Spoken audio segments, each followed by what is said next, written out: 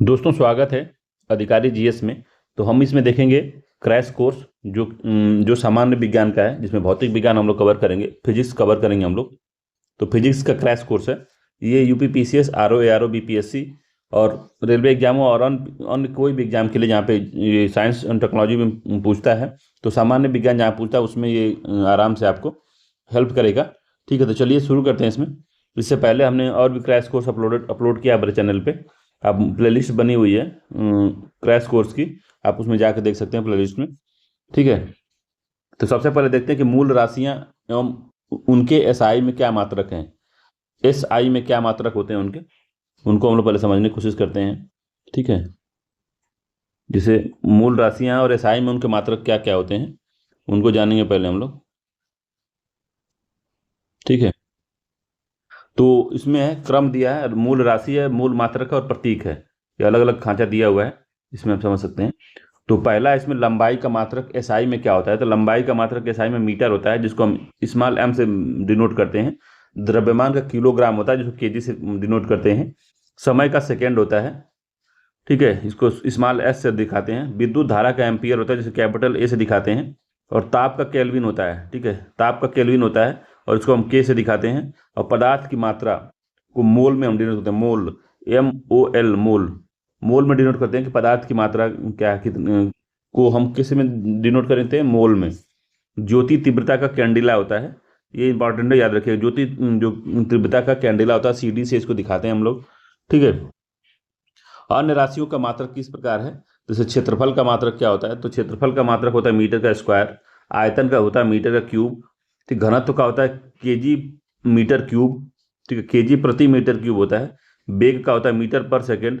त्वरण का होता है मीटर पर सेकेंड स्क्वायर, क्योंकि त्वरण होता है वेग परिवर्तन के दर को हम त्वरण कहते हैं। तो परिवर्तन की जो दर होती है, दर में हम क्या करते हैं, समय से भाग देते हैं, तो मीटर और सेकेंड सेकेंड मिलकर स्क्वायर मीटर हो जाता है वेग में। इसी से ये बना है। ठीक है, बल का क्या होता है, तो न्यूटन होता है, या किग्रा मीटर पर सेकेंड स्क्वायर होता है। या तो न्यूटन का ये, या तो किग्रा, ये पूछता है एग्जाम में, कोई भी दे सकता है इसमें, न्यूटन का है या किग्रा पर मीटर स्क्वायर का है, दोनों बात बराबर है। कार्य का जूल का है या न्यूटन मीटर का है, दोनों ही सही है। ऊर्जा का भी जूल होता है, देखिए कार्य का भी जूल होता है, ऊर्जा का भी जूल होता है। तो कार्य का और ऊर्जा का मात्रक दोनों का सेम होता है। ठीक है, इसको थोड़ा सा ध्यान दीजिएगा। जो कार्य का और ऊर्जा का जो मात्रक होता है वो दोनों ही सेम होता है। ठीक है, बाकी शक्ति का मात्रक होता है वाट होता है, या जूल पर प्रति सेकेंड होता है। ठीक है, वाट होगा या तो जूल पर सेकेंड होगा, वाट है या जूल पर सेकेंड है, इंपॉर्टेंट है, याद रखिएगा। समतल कोण होता है, तो जो कोण का क्या होता है, तो रेडियन होता है। ठीक, घन कोण का स्टेरेडियन होता है। समतल कोण का रेडियन होता है, घन कोण का स्टेरेडियन होता है। आवेग का न्यूटन सेकेंड होता है, तो ये इंपॉर्टेंट है, आवेग का पूछता है, न्यूटन सेकेंड है। विद्युत आवेश का कूलाम होता है। ठीक है, विद्युत धारिता, जो कैपेसिटर में विद्युत धारिता होती है उसका फैराडे होता है, विद्युत धारिता का फैराडे है। ठीक है, और आवृत्ति का हर्ट्ज होता है। प्रतिरोध का ओम होता है। और प्रतिरोधकता, प्रतिरोध का ओम होता है, प्रतिरोधकता का क्या होता है, तो ओम मीटर होता है। प्रतिरोधकता का ओम मीटर होता है। दाब का क्या होता है, दाब का होता है पास्कल या न्यूटन मीटर होता है। दाब का होता है पास्कल या न्यूटन मीटर स्क्वायर होता है। न्यूटन पर मीटर स्क्वायर होता है।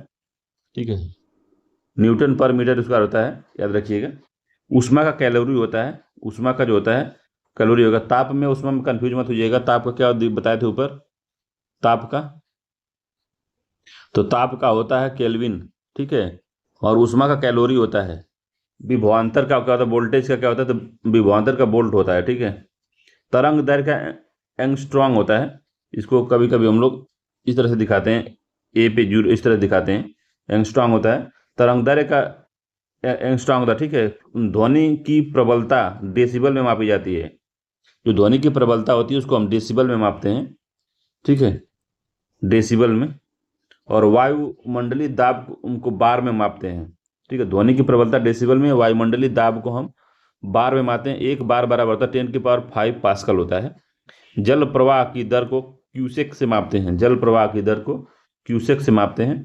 और ओजोन परत की मोटाई को हम डाप्सन से मापते हैं। तो ये एग्जाम में पूछा हुआ है दोनों। ठीक है, तो एग्जाम में कई पूछे हुए हैं लोग, तो इसको याद रखिएगा।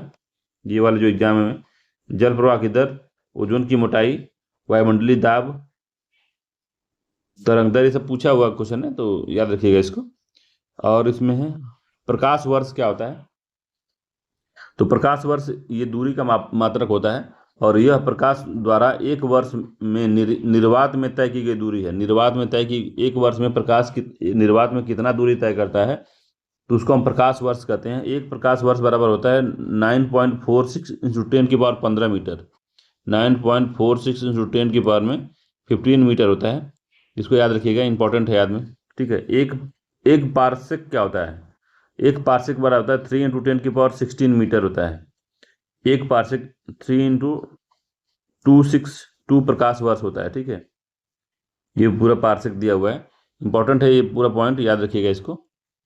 ठीक है, पार्सेक याद रखिएगा ये। बाकी अदिश राशि सदिश राशि क्या होती है। तो अदिश राशियां वो होती हैं जिसमें दिशा की आवश्यकता नहीं होती है। तो इनमें केवल परिमाण होता है, दिशा नहीं होती। जिसमें दिशा नहीं होती उसको अदिश राशि कहते हैं। जिसमें दिशा नहीं होती उसको अदिश राशि कहते हैं। मगर सदिश राशि क्या होती है, तो जिसमें सच में दिशा हो। सदिश मतलब सच में दिशा हो, तो परिमाण एवं दिशा दोनों ही होता है उसमें, जिसमें उसको सदिश राशि कहते हैं, जिसमें परिमाण और दिशा दोनों होता है। उदाहरण के लिए देखते हैं अदिश राशि का उदाहरण क्या है। तो दूरी है, आयतन है, द्रव्यमान है, घनत्व है, कार्य है, ऊर्जा है, समय है, ताप है, शक्ति है, आवेश है, चाल है, विभव है। तो ये क्या है, तो अदिश राशियां हैं। सदिश राशि में जैसे विस्थापन है तो इसमें दिशा की आवश्यकता होती है, वेग में दिशा की आवश्यकता होती है, त्वरण में होती है, बल में होती है, संवेग में होती है, आवेग में होती है, वैद्युत क्षेत्र में होती है, चुंबकत्व में होती है, चुंबकीय क्षेत्र में होती है। ठीक है, तो सदिश राशियां हैं ये। ठीक है, तो ये पूरा इसे एग्जाम में पूछता है, कभी कभी इसको अच्छे से पूछता है, स्टेटमेंट वाइज देके भी पूछ लेता है। तो इसको तैयार रहिए आप, अच्छा क्वेश्चन है, अच्छे क्वेश्चन बनते हैं इससे। ठीक है, अब है वैज्ञानिक उपकरण है, उनके नाम क्या क्या हैं। तो वैज्ञानिक उपकरण है और उनके नाम क्या क्या हैं, तो इस ये भी इंपॉर्टेंट है, कई बार एग्जाम में पूछता है इसको। तो उपकरण है और उसको मापने में प्रयोग कहाँ होता है उसका बताया गया है। तो एनीमोमीटर कहाँ है, तो वायु का वेग मापता है। तो पहला ही इंपॉर्टेंट आ गया, एनीमोमीटर वायु का वेग मापता है। एमीटर विद्युत धारा मापता है, तो एमीटर सभी लोग जानते हैं। अल्टीमीटर क्या है, तो अल्टीमीटर जो है एल्टीट्यूड को मापता है, मतलब लंबाई ऊंचाई को मापता है अल्टीमीटर। आर्डियोमीटर ध्वनि की तीव्रता को मापता है। बैरोमीटर वायुमंडलीय दाब को मापता है। कैलोरीमीटर ऊष्मा को मापता है। सोनार जो है महासागर में डूबी वस्तुओं की स्थिति को बताता है। पायरोमीटर उच्च ताप को मापता है। तो बहुत ज़्यादा ताप मापना है, अगर आपको हजारों डिग्री में तापमान मापना है तो आपको पायरोमीटर का यूज करना पड़ेगा। तो पायरोमीटर इंपॉर्टेंट है। मैनोमीटर क्या होता है, तो गैसों का दाब है मैनोमीटर। ठीक है, हाइग्रोमीटर में सापेक्षिक आर्द्रता मापता है हाइग्रोमीटर। ओडोमीटर है वाहन के पहिए की दूरी मापता है, तो ओडोमीटर इंपॉर्टेंट है। देखते हैं अभी कभी मूवी में देखे होंगे कि जो यातायात पुलिस खड़ी रहती है, कोई गाड़ी आगे से गुजरती है, तो एक यंत्र निकालता है और उसमें देखता है कि स्पीड कितनी थी इसकी। तो वाहन के पहिए द्वारा तय की गई दूरी या उसकी स्पीड को भी वो मापता है, तो ओडोमीटर होता है वो। लैक्टोमीटर दूध का अपेक्षित घनत्व मापता है। ब्यूटीरोमीटर क्या होता है, दुग्ध उत्पादन में वसा की मात्रा। तो ब्यूटीरोमीटर क्या मापता है, तो दुग्ध उत्पादन में वसा की मात्रा को मापता है। लैक्टोमीटर दूध का अपेक्षित घनत्व मापता है। अगर पानी मिलावट है तो लैक्टोमीटर बता देगा, घनत्व कम हो जाएगा उसका। कैसे पानी में डालते हैं उसको, तो जितना डूबेगा उस हिसाब से पता चल जाता है कि पानी मिलाया गया कि नहीं मिलाया गया है। हाइड्रोमीटर, तो द्रव जल का घनत्व मापता है। हाइड्रोमीटर और हाइग्रोमीटर में कंफ्यूज मत होइएगा। ये हाइग्रोमीटर है, ये वाला, ये हाइग्रोमीटर है इसमें, और इसमें हाइड्रोमीटर है। ये जल का घनत्व मापता है, जल का उस सापेक्षिक आर्द्रता मापता है हाइग्रोमीटर। हाइड्रोमीटर है जल का घनत्व मापता है। ठीक है, पोटेंशियोमीटर विभवांतर मापता है। स्टेथोस्कोप जो है हृदय की ध्वनि को मापता है। स्फिग्नोमैनोमीटर है रक्तचाप को मापता है। तो ये भी इंपॉर्टेंट है, दोनों इंपॉर्टेंट हैं। ठीक है, अगला है इसमें कि कार्डियोग्राफ है हृदय की गति को मापता है। लक्स मीटर है प्रकाश की तीव्रता को मापता है।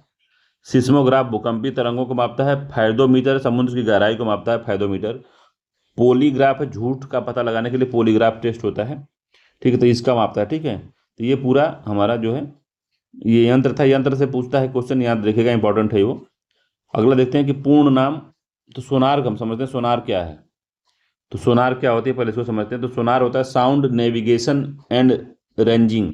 तो साउंड नेविगेशन एंड रेंजिंग इसका फुल फॉर्म होता है। इसका प्रयोग करता नौचालन में किया जाता है इसका। ठीक है, प्रयोग इसमें कौन सी तरंग यूज होती है, तो पराश्रव्य तरंग इसमें यूज की जाती है। उपयोग कहाँ किया जाता है? तो महासागर में डूबी हुई वस्तुओं की स्थिति का पता लगाने के लिए। तो महासागर में डूबी हुई वस्तुओं की स्थिति का पता लगाने के लिए हम क्या यूज करते हैं? तो हम सोनार यूज करते हैं। साउंड नेविगेशन एंड रेंजिंग वाला जो टेक्नोलॉजी है उसका यूज करते हैं। तो सब महासागर में अगर कोई वस्तु डूबी हुई है या उसकी स्थिति का पता लगाना कितनी गहराई है, तो हम सोनार वेव को छोड़ते हैं। जब ये जाती है और नीचे से टकरा के आती है, उससे हम डिस्टेंस कैलकुलेट करते हैं कि नीचे जो वस्तु है गहराई कितनी है। गहराई मतलब कि जिस चट्टान से टकरा के आएगी तो पता चल जाता है कि लगभग कितना गहरा है, या तो जो सामान से टकरा के आती है तो पता चलता है कि कौन सामान कहाँ पे है। तो सोनार होती है, ठीक है। और नहीं तो गहराई मापने के लिए हम फायदोमीटर का यूज करते हैं, पहले ही मैंने बताया है। रडार क्या होता है? रडार तो रेडियो डिटेक्शन एंड रेंजिंग होता है। तो रेडियो डिटेक्शन एंड रेंजिंग इसमें जो होता है रडार होता है, ठीक है। और जो इसका प्रयोग होता है रेडियो तरंगों का इसमें प्रयोग करता है, ठीक है। तो रेडियो तरंग का प्रयोग कौन करता है? तो रडार करता है रेडियो तरंग का प्रयोग, ठीक है।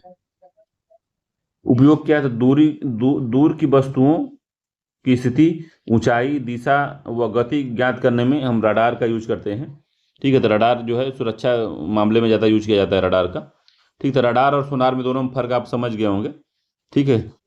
तो रेडियो डिटेक्शन एंड रेंजिंग, तो जो रडार होता है उसमें रेडियो तरंग का यूज किया जाता है। जो सोनार होता है उसमें पराश्रव्य तरंगों का यूज किया जाता है। प्रयोग उसका नौचालन में होता है। और उपयोग महासागर में डूबी हुई वस्तु की स्थिति का पता लगाने के लिए सोनार भेजे गए। और दूर दूर दूर की वस्तुओं की स्थिति जानना है, ऊंचाई पता करनी है, दिशा व गति ज्ञात करना हो तो हम रडार का यूज करेंगे, ठीक है।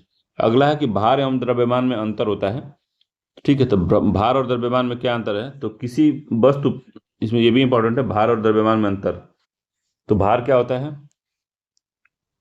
तो किसी वस्तु पर पृथ्वी द्वारा लगाया गया आकर्षण बल जो होता है उस वस्तु का भार होता है। द्रव्यमान किसी वस्तु का पदार्थ का परिमाण होता है, ठीक है। तो इसमें जी होता है, ठीक है। गुरुत्वाकर्षण बल जी होता है, इसमें इसमें जी नहीं होता, जी नहीं होता है, ठीक है। सदिश राशि है और ये अदिश राशि है, इसमें दिशा होती है। किसी वस्तु का भार भिन्न भिन्न स्थानों पर भिन्न भिन्न हो सकता है। क्यों होता है? क्योंकि अलग अलग स्थानों पर जी का मान जो है वो बदलता रहता है, इसीलिए उसका भार भी बदलता रहता है। इस बात को समझने की कोशिश करिएगा, ठीक है। तो भार क्यों बदलता है? क्यों बदलता है कि जी का मान हर जगह अलग अलग होता है, तो इसलिए जो भार है वो बदलता रहता है, ठीक है। तो सदैव द्रव्यमान सदैव समान रहता है। तो चंद्रमा पे कहते हैं सब कि चंद्रमा पे अगर कोई वस्तु को लेके जाते हैं तो उसका भार क्या रहेगा? चंद्रमा पे गुरुत्वाकर्षण नहीं है, तो जब वहाँ पे लेके जाएंगे तो किसी वस्तु का भार क्या हो जाएगा? तो भार उसका शून्य महसूस होगा, उसका वो चलेगा तो उछलेगा, उस पर उसका भारहीनता का अनुभव होगा उसको, ठीक है, चंद्रमा पे। मगर उसका द्रव्यमान क्या रहेगा? तो द्रव्यमान उसका वही रहेगा, द्रव्यमान में बदलाव नहीं आएगा। तो द्रव्यमान में कोई बदलाव नहीं आएगा चंद्रमा पे, ठीक है। तो भार और द्रव्यमान में यही अंतर है, ठीक है। भार में जी होता है, द्रव्यमान में जी नहीं होता, ठीक है। गुरुत्वाकर्षण नहीं होता द्रव्यमान में। दूरी और विस्थापन में अंतर क्या होता है? दूरी और विस्थापन,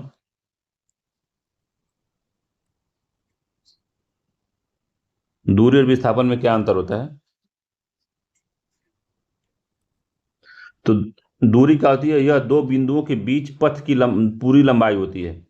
ये दो बिंदुओं के बीच में जो पथ होता है, जैसे मान लीजिए कि दो बिंदु है यहाँ पे और यहाँ पे दो बिंदु है, तो इसकी इधर से जाइए, घुमा फिरा के जाइए, ऐसे ऐसे कहीं से जाइए तो, और इस तरह से आके फिर यहाँ जाए तो दूरी पूरी काउंट होगी। जैसे जैसे गया है पूरी दूरी काउंट होगी, जैसे जैसे गया है ये भले से यहाँ आ जाए तो इसको दूरी होगी कि मान लीजिए 10 किलोमीटर 5 किलोमीटर दूरी तय की, तो ये दूरी होगी।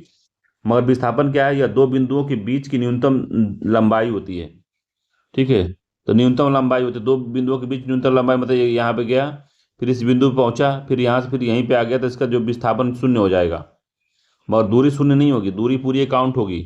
मगर यहाँ पे भले से दोनों आ जाएगा मगर दूरी पूरी काउंट होगी इसकी। जैसे ये गया है पूरी दूरी काउंट होगी, ये पूरी दूरी काउंट होगी ऐसे। जैसे ये गया पूरी दूरी काउंट होगी, भले से जहाँ से चला था फिर वहीं आ गया, तो दूरी इसकी काउंट होगी कि 10 किलोमीटर या 5 किलोमीटर। मगर विस्थापन जो है अगर घूम फिर के आदमी फिर वहीं आ गया तो उसका डिस्प्लेसमेंट या विस्थापन शून्य हो जाता है, ठीक है। तो दो बिंदुओं की के बीच की न्यूनतम लंबाई को मापता है, यह सदिश राशि है, इसका मान शून्य हो सकता है, तो इसका मान बताया तो शून्य हो गया यहीं पे। तो ये विस्थापन है, ठीक है। तो याद रखिएगा विस्थापन इस तरह से काम करता है, ठीक। तो विस्थापन और दूरी शायद समझ गए होंगे आप लोग, ठीक है। इसका मान शून्य, दूरी का मान कभी शून्य नहीं होता। अगर आप थोड़ा भी चलते हैं तो आप शून्य कभी नहीं चलेंगे, कुछ ना कुछ चलेंगे ही। ठीक है, अगला इसमें कि चाल क्या होती है। तो वस्तु द्वारा इकाई समय में चली गई दूरी चाल होती है। चाल अदिश राशि है, मात्रक इसका मीटर पर सेकंड है। वेग क्या है, तो वस्तु में इकाई समय में उत्पन्न विस्थापन, तो विस्थापन जब आता है तो वहां पे वेग आता है। और चाल कब आती है, जो दूरी होती है। ठीक है, तो वेग शून्य हो सकता है, चाल भी शून्य हो सकती है, मगर ये सुनिए इसको, तो वेग बराबर होता है विस्थापन बटे समय, चाल बराबर होता है दूरी बटे समय, चली गई दूरी बटे समय होता है। ये सदिश राशि है और चाल अदिश राशि है। मात्रक इसका मीटर पर सेकंड दोनों का ही होता है, मगर दोनों में अंतर होता है कि एक जो है, ये जो है सदिश राशि है, जिसमें दिशा होती है, ये सदिश राशि है। ठीक है, ये अदिश है। इसको बहुत अच्छे से याद रखिए, इंपॉर्टेंट है ये वेलोसिटी है, वेलोसिटी। ये होती है स्पीड। तो स्पीड निगेटिव नहीं होती, स्पीड निगेटिव नहीं होती है, निगेटिव हो सकता है। ठीक है, याद रखिएगा, चाल और दूरी में अंतर, चाल और वेग में अंतर होता है। वेग में विस्थापन होता है, चाल में दूरी होती है। ठीक है, और अब देखते हैं त्वरण क्या होता है। तो चाल परिवर्तन की दर को त्वरण कहते हैं, याद रखिएगा। तो त्वरण क्या होता है, तो समय के साथ वस्तु के वेग में जो परिवर्तन, चाल नहीं वेग में होता है। ये वेग से संबंधित है, चाल से संबंधित नहीं है। तो वेग परिवर्तन की दर को क्या कहते हैं, तो त्वरण कहते हैं हम लोग। त्वरण में वेग परिवर्तन बटे समय होता है, तो इसको त्वरण कहते हैं। ये भी सदिश राशि है, जिसकी दिशा होती है मात्रक मीटर पर सेकंड स्क्वायर होता है। ठीक है, अब न्यूटन का फर्स्ट नियम देखते हैं हम लोग। न्यूटन का पहला नियम क्या है। न्यूटन का पहला नियम, तो यदि कोई वस्तु विरामावस्था में है अथवा एक समान गति से सीधे रेखा में गतिमान है, तो वह अपनी अवस्था नहीं बदलेगी जब तक कि उस पर कोई बाह्य बल न लगा जाए। अगर कोई व्यक्ति बैठा है तो उसको बैठा ही रहना चाहता है जब तक कि उस पर कोई बाह्य बल न लग जाए। या कोई वस्तु अगर एक समान गति से गति कर रही है, जब तक उस पर कोई आप बाहरी बल नहीं लगाएंगे, तब तक वो अपनी स्थिति को परिवर्तित नहीं करेगी। जैसे आप गाड़ी चला रहे हैं, एक्सीलेटर लिए हुए हैं, अपना एक्सीलेटर कांस्टेंट रोक दिए, मान लीजिए रख दिए 40 पे, आपने रोक दिया अपना एक्सीलेटर। अब आपको बढ़ाना है या गति करना है तो आपको फोर्स थ्रस्ट देना पड़ेगा, तो एक्सीलेटर आपको हटाना पड़ेगा। या कम करना है तो आपको ब्रेक मारना पड़ेगा, नहीं तो गाड़ी उसे चलती जाएगी। ठीक है, तो न्यूटन की गति का प्रथम नियम यही है कि कोई भी जो वस्तु है, जब तक उसकी अवस्था में परिवर्तन तब तक नहीं होगा, जब तक जो वर्तमान अवस्था में परिवर्तन तब तक नहीं होगा जब तक कि कोई बाह्य बल ना काम करे। तो आम भाषा में इसको जड़त्व का नियम कहते हैं, या उसको गैलीलियो का भी नियम कहते हैं। तो जड़त्व का नियम अगर पूछे आपको तो यही है न्यूटन का प्रथम नियम। गैलीलियो का नियम पूछे तो न्यूटन का प्रथम नियम ही गैलीलियो का नियम भी है। तो इसी में आता है कि अगर कोई आदमी बैठा है, अगर ब्रेक मारने पे तो वो आदमी आगे की तरफ क्यों झुक जाता है। अगर बस में बैठा हुआ व्यक्ति, अगर उसको ब्रेक मारा जाता है तो वो आगे की तरफ झुक जाता है। और बस में बैठा हुए व्यक्ति को जैसे गाड़ी चलना प्रारंभ करती है तो आदमी पीछे क्यों चला जाता है, तो इसी जड़त्व के नियम के कारण होता है। ठीक है, कोई वस्तु अगर विरामावस्था में तो विरामावस्था में ही रहनी चाहती है, और कोई व्यक्ति अगर गतिशील अवस्था में तो गतिशील अवस्था में ही रहना चाहता है वो। तो ये पूरा मामला है इसका। ठीक है, तो गाड़ी में बैठे रहने का और जो झटका लगता है वो न्यूटन के गति के प्रथम नियम के हिसाब से लगता है। ठीक है, न्यूटन की गति का द्वितीय नियम देखते हैं हम लोग। तो दूसरा नियम क्या कह रहा है कि किसी वस्तु पर आरोपित बल उस वस्तु के द्रव्यमान तथा वस्तु में बल की दिशा में उत्पन्न त्वरण के गुणनफल के बराबर होता है। तो दूसरा कहता है इनका कि न्यूटन का नियम कि किसी वस्तु पर आरोपित जो बल होता है उसके द्रव्यमान तथा वस्तु की दिशा में उत्पन्न त्वरण के गुणनफल के बराबर होता है। तो मान लीजिए कि एक ये पिंड है, इस पे हम यफ बल लगाते हैं। ठीक है, तो यफ इक्वल टू होगा, बल इक्वल टू होगा इसका जो मान लो यम द्रव्यमान का है ये, और इसका जब डिस्प्लेसमेंट हुआ ए, मान लीजिए बल लगाए हम यहाँ से, तो फिर ये पिंड यहाँ पे यहाँ आ गया। ठीक है, यहाँ से यहाँ। ठीक है, तो इसका डिस्टेंस मान लीजिए कि डिस्प्लेसमेंट इसका ए हुआ है, तो इसका कह रहा है कि एफ इक्वल टू हो जाएगा यम ए। तो यही इनका मामला था। सेकेंड नियम न्यूटन का गति का दूसरा नियम यही है, किसी वस्तु पर आरोपित बल उस वस्तु के द्रव्यमान तथा वस्तु की दिशा में उत्पन्न त्वरण के गुणनफल के बराबर होता है। एफ इक्वल टू यम ए होता है। ठीक है, याद रखिएगा। न्यूटन का तीसरा नियम कहता है, न्यूटन गति का तीसरा नियम जो है वो क्या कहता है कि जब कोई वस्तु किसी दूसरी वस्तु पर बल लगाती है तो दूसरी वस्तु भी पहली वस्तु पर विपरीत दिशा में बराबर बल लगाती है। ठीक है, तो क्रिया प्रतिक्रिया का इसका नियम कहते हैं जनरल बोलचाल की भाषा में, कि क्रिया प्रतिक्रिया का नियम है। तो जब कोई वस्तु किसी वस्तु पर बल लगाती है तो दूसरी वस्तु भी उस वस्तु पर विपरीत दिशा में उतना ही बल लगाती है। ठीक है, न्यूटन गति का तीसरा नियम है ये। ठीक, अगला है संवेग। संवेग क्या होता है? तो द्रव्यमान इंटू वेग होता है, तो ये भी सदिश राशि है और मात्रक इसका मीटर पर सेकेंड होता है। ठीक है,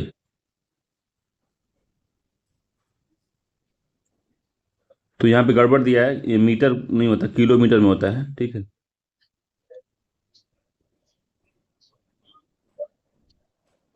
ये दिया है मीटर पर सेकेंड, तो वेग का होता है, इसका होता है केजी मीटर पर सेकेंड। ठीक है, क्योंकि केजी तो इसका केजी होगा, फिर वेग का होगा मीटर पर सेकेंड, तो ये केजी मीटर पर सेकेंड होता है इसका। ठीक है, संवेग का होता है केजी मीटर पर सेकेंड, या होता है P equal to M V. Moment परिवर्तन जो संवेग होता है P equal to M V होता है। ठीक है, कार्य क्या होता है? तो कार्य होता है डब्ल्यू इक्वल टू बल इंटू बल की दिशा में विस्थापन। तो कार्य बराबर होता है डब्ल्यू बराबर एफ इंटू ए होता है। विस्थापन मान लो ए है तो ए होगा, ये यस विस्थापन को यस माना है इसलिए यहाँ पे यस है। हमने ए भी माना था विस्थापन को, एफ ए हो गया, या तो यस ही कर लेते, चलिए हटाइए, ये हो जाएगा। ठीक है, विस्थापन इसका मात्रक होता है जूल। ये अदिश राशि है, इसमें दिशा की जरूरत नहीं होती, अदिश राशि है ये। ठीक है, तो याद रखिएगा इसको, अदिश राशि है। ठीक है, शक्ति। शक्ति का मात्रक क्या होता है? तो शक्ति है तो यह किसी मशीन अथवा कर्ता के कार्य की दर को बताती है। तो कार्य में अगर हम टी से भाग दे देते हैं तो शक्ति आ जाती है। ठीक है, शक्ति इक्वल टू होता है कार्य अपन समय। मात्रक इसका जूल पर सेकेंड होता है और एक अश्व शक्ति बराबर 746 वाट होता है। सभी लोग बहुत बचपन से ही पढ़ते आ रहे हैं कि एक अश्व शक्ति बराबर 746 वाट। ठीक है, ऊर्जा का वास्तविक मात्रक जो होता है किलोवाट घंटा होता है। ठीक है, ऊर्जा का जो व्यावसायिक मात्रक है, वास्तविक नहीं व्यावसायिक मात्रक है, वो किलोवाट घंटा होता है। 1 किलोवाट घंटा बराबर होता है 3 × 10⁶ जूल बराबर 1 यूनिट होता है। जो 1 यूनिट बिजली खर्चा करते हैं आप, तो वही वाला यूनिट है ये, 3 × 10⁶ जूल 1 यूनिट जिसको कहते हैं। ठीक है, अगला है ऊर्जा।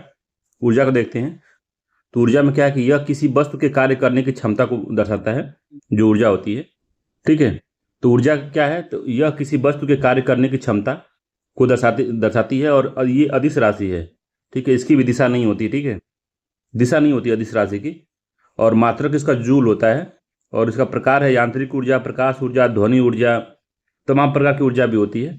ठीक है, अभी देखेंगे उसको कि कौन सी ऊर्जा किस प्रकार में आती है। ठीक है, ऊर्जा वाला जो क्वेश्चन पूछता है ऊर्जा से संबंधित, वो सब हम देखेंगे अभी। ठीक है, तो यांत्रिक ऊर्जा क्या होती है? तो यांत्रिक ऊर्जा होती है गतिज ऊर्जा प्लस स्थितिज ऊर्जा को हम यांत्रिक ऊर्जा कहते हैं। ठीक है, तो ऊर्जा क्या होती है ये याद रखिएगा, अदिश राशि है ऊर्जा। ठीक है, यांत्रिक ऊर्जा इक्वल टू होती है गतिज ऊर्जा प्लस स्थितिज ऊर्जा, और गतिज ऊर्जा को हम लोग काइनेटिक एनर्जी भी कहते हैं। के ई से सर उसको डिनोट करते हैं, के ई। तो यह किसी वस्तु में उसकी गति के कारण ऊर्जा उत्पन्न होती है। ठीक है, किसी वस्तु में उसके गति के कारण उत्पन्न वाली ऊर्जा को गतिज ऊर्जा कहते हैं। और इसका फार्मूला होता है, काइनेटिक एनर्जी का फार्मूला जो होता है वो होता है के बराबर half M V square. Half M V square होता है, जो कि ये लिखा हुआ है। ठीक, और यह किसी वस्तु में उसकी गति के कारण उत्पन्न होता है, ये बात याद रखिएगा। स्थितिज ऊर्जा क्या होती है? तो ये सब एग्जाम में पूछता है। तो स्थितिज ऊर्जा होती है जिसको हम पोटेंशियल एनर्जी कहते हैं। यह किसी वस्तु में उसकी स्थिति एवं आकृति परिवर्तन के कारण ऊर्जा उत्पन्न होती है। उदाहरण के लिए जो तनी हुई कमान, जो तीर चलाते, तीर या धनुष वाली जो होती है, जो धागा को हम पीछे खींचते हैं, तो उसको जब तानते हैं तो उसमें हम स्थितिज ऊर्जा को जनरेट करते हैं, स्थितिज ऊर्जा बनाते हैं उसमें। फिर जैसे तीर छोड़ते हैं तो तीर देखिए बहुत दूर जाती है, लोग उससे मर भी जाते हैं अगर लग जाता है तो। तनी हुई स्प्रिंग होती है, स्प्रिंग को खींचते हैं फिर छोड़ते हैं तो झटका लगता है, में संचित ऊर्जा। ठीक है, जैसे गाड़ी हम जैसे कब देखोगे बचपन में आप मेला लग जाते रहे होंगे, तो एक आती चाबी वाली गाड़ी आती थी छोटी वाली, तो चाबी को हम लोग घुमाते थे एक तरफ, तो क्या होता था उसमें एक पतली सी स्टील की स्ट्रिप लगी होती थी, पट्टी लगी होती थी, वो गोल गोल होकर तनती थी वो, और टाइट होती थी, और उसके तनाव में स्थितिज ऊर्जा जो उसमें जनरेट होती थी, पोटेंशियल एनर्जी उसमें आ जाती थी। फिर उसके बाद जैसे हम चाबी को छोड़ते थे वो गाड़ी चलने लगती थी। तो वही है, पोटेंशियल एनर्जी या स्थितिज ऊर्जा, ठीक है। तो ये तनी हुई कमान या स्प्रिंग में संचित ऊर्जा इसका उदाहरण है। पोटेंशियल एनर्जी होता है mgh होता है, mgh इसका पोटेंशियल एनर्जी होती है। m जो होता है द्रव्यमान है, g गुरुत्वीय त्वरण है और h ऊंचाई है, ठीक है। तो जैसे बांध होता है, बांध में भी देखेंगे आप, पानी जब इकट्ठा हुआ रहता है तो उसमें भी बहुत स्थितिज ऊर्जा होती है। जैसे बांध टूटा है, देखिए पूरा गांव का गांव बहा ले जाता है, तो वो भी स्थितिज ऊर्जा का ही मामला है। और देखेंगे जब जो बांध होता है उसका जो बेस होता है वो खूब मोटा बना जाता है, बहुत मोटा बना जाता है बेस उसका जो होता है, क्योंकि जो स्थितिज ऊर्जा होती है, जो मास होती है, mgh होता है ना, तो हाइट के साथ जितनी हाइट उसमें बढ़ती जाएगी, पानी मान ले भरा हुआ है, उसकी हाइट बढ़ती जाएगी तो क्या कर देगा, उसका जो नीचे ज़्यादा प्रेशर लगता है, तो ये बेस में जो होता है बहुत ज़्यादा दबाव बना रहता है इस दीवारों पे, तो नीचे की जो दीवारें होती है मोटी बनाई जाती हैं। क्योंकि जैसे जैसे पानी के नीचे हम आएंगे तो ऊपर का पूरा भार जी जो है, जी वो ज़्यादा भार बढ़ाता जाता है, जिससे क्या होता है कि नीचे बहुत ज़्यादा प्रेशर लगता है नीचे वाले दीवारों पे, इसीलिए बांध के नीचे वाली दीवारें बहुत मोटी बनाई जाती हैं, क्योंकि पूरी स्थितिज ऊर्जा जो है बांध के निचले भागों में जनरेट हो जाती है, इकट्ठा रहती है, ठीक है। तो ये पूरा मामला है। तो क्या होता है ये, तो इसके बारे में थोड़ा जानिएगा, ये इंपॉर्टेंट है। पोटेंशियल एनर्जी बराबर होता है mgh, m जो है द्रव्यमान है और h जो है क्या है, एक गुरुत्वीय त्वरण है, g और h ऊंचाई है, ठीक है। तो याद रखिएगा। उसी तरीके से हम देखते हैं अगर, तो ऊर्जा संरक्षण का नियम क्या होता है, तो ऊर्जा संरक्षण का नियम भी होता है। तो उसमें क्या होता है कि ऊर्जा का केवल एक रूप से दूसरे रूप में हम रूपांतरित कर सकते हैं। ऊर्जा न तो उत्पन्न होती है न ही उसका वो नष्ट होती है। तो ऊर्जा न उत्पन्न होती है न ही नष्ट होती है, तो कहाँ से ऊर्जा आई है, तो कहा जाता है कि जो सबसे पहले बिग बैंग थ्योरी होती, बिग बैंग जो थ्योरी जो दिया गया था कि जैसे हमारा यूनिवर्स बना था, हमारा सौर मंडल बना था, तो उसमें क्या होता है कि उसी की वजह से वही वाली ऊर्जा जो है छुपी हुई है, और सूर्य को वहीं से ऊर्जा मिलती है, जो वहीं उसी गैस से और उसी में नाभिकीय संलयन होता है, उसी से ऊर्जा मिली हुई है। उसी ऊर्जा का बस रूप बदलता है, ठीक है। ऊर्जा जनरेट नहीं होती, उसका रूप बस बदलता रहता है। तो यही कहता है कि ऊर्जा का केवल एक रूप से दूसरे रूप में रूपांतरण हो सकता है। ऊर्जा को न तो हम उत्पन्न कर सकते हैं न ही उसको नष्ट कर सकते हैं। तो रूपांतरण से पहले तथा रूपांतरण के बाद कुल ऊर्जा सदैव अचर रहती है या कांस्टेंट रहती है, ठीक है। याद रखिएगा। तो ऊर्जा का संरक्षण का नियम यही है कि ऊर्जा को न तो हम बना सकते हैं न ही उसको बिगाड़ सकते हैं, ठीक है। अब ऊर्जा के रूपांतरण के उदाहरण जो है, जो एग्जामों में पूछता है, तो यहीं से पूछता है कि डायनेमो क्या करता है। तो डायनेमो यांत्रिक ऊर्जा को विद्युत ऊर्जा में बदलता है। जैसे विवाह शादी में, गांव में देखेंगे तिलक होता है, विवाह होता है, कोई भी फंक्शन होता है, जनरेटर चलता है रात में, तो जनरेटर को हम लोग तेल उसमें डीजल डालते हैं, डीजल से उसको यांत्रिक ऊर्जा में उसको बदलते हैं। पहले चालू करते हैं, जब जनरेटर जब चलने लगता है तो यांत्रिक ऊर्जा जनरेट होती है। तो यांत्रिक ऊर्जा को हम लोग विद्युत ऊर्जा में बदलते हैं। किसके कारण, तो बीच में जैसे मान लीजिए पूरा पिलर मोटा सा रहता है, जनरेटर में गोल सा देखेंगे, भारी भारी ऐसे रहता है, उसी के ऊपर डायनेमो लगा होता है, इतना बड़ा सा ये डायनेमो रहता है। तो ये क्या डायनेमो का करता है कि यांत्रिक ऊर्जा जो घूमने वाली ऊर्जा है, उसका पहिया खूब घूमता रहता है, जनरेटर चलता रहता है, इंजन चलता है, उसका पहिया खूब चलता है, तो उसी में यांत्रिक ऊर्जा होती है, उसी को विद्युत ऊर्जा में बदलते हैं, डायनेमो, ठीक है। विद्युत जनित्र, तो यांत्रिक ऊर्जा को विद्युत ऊर्जा में बदलता है विद्युत जो होता है जनित्र। तो विद्युत जनरेटर यही है, उसमें भी क्या होता है, डायनेमो ही लगा होता है। डायनेमो उसमें विद्युत, ये जनरेटर में ही डायनेमो लगा होता है। डायनेमो भी क्या करता है, तो यांत्रिक ऊर्जा से विद्युत ऊर्जा बनाता है, और विद्युत जनित्र होता है, ये भी यांत्रिक ऊर्जा से विद्युत ऊर्जा बदलता है। तो दोनों सेम ही है। विद्युत मोटर क्या करता है, जो विद्युत मोटर होता है वो क्या करता है, तो विद्युत मोटर क्या करता है, तो हम उसको इलेक्ट्रिसिटी देते हैं, इलेक्ट्रिसिटी क्या करती है, तो विद्युत ऊर्जा को यांत्रिक ऊर्जा में बदलती है, जो विद्युत मोटर होता है, ठीक है। टरबाइन क्या होता है, तो टरबाइन यांत्रिक ऊर्जा को वैद्युत ऊर्जा में बदलता है।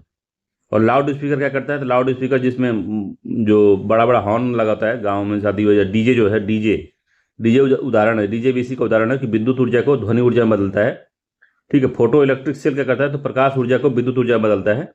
तो एग्जामों में इस तरह से क्वेश्चन पूछता है, तो इसको थोड़ा सा याद रखिएगा, ठीक है।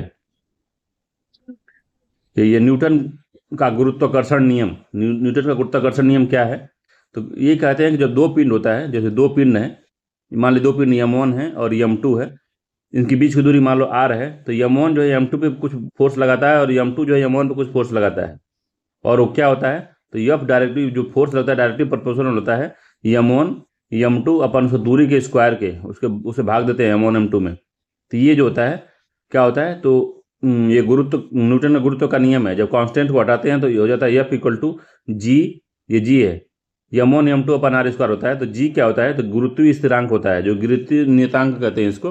और जी का मान होता है 6.67 इंटू 10⁻11 न्यूटन मीटर स्क्वायर किग्रा स्क्वायर। ठीक है, ये होता है पूरा इसका मामला।